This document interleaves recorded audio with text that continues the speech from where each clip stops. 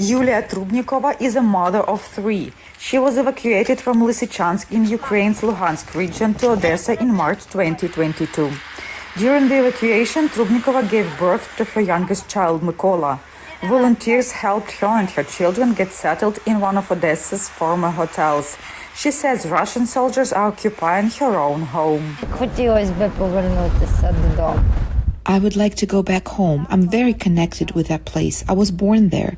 It's difficult to talk about it. I had friends there. I had everything there. Olga Shatsilo, a former teacher from the village of Novokyivka in the Kherson region, also dreams about returning home.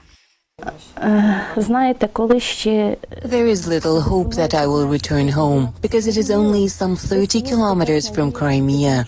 Basically, my home will one day be on the battlefield. Maybe there'll be nothing left of it.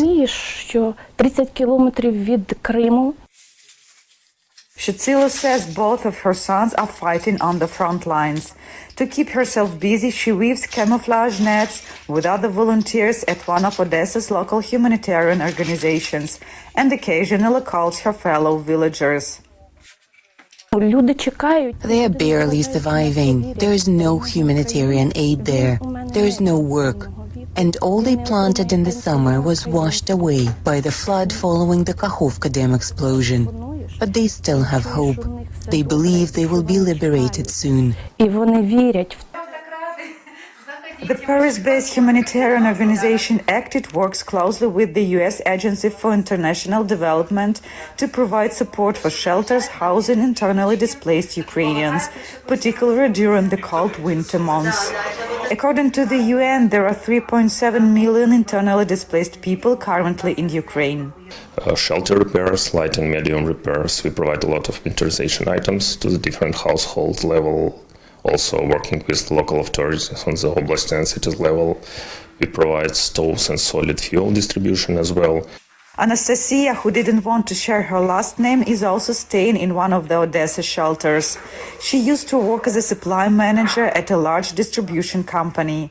Her apartment in the Kherson region was heavily damaged by shelling, so today she is trying to settle down in Odessa. Because of that, she made the decision to intern at a local transport company and hopes to start earning some money to support herself and her 8-year-old daughter.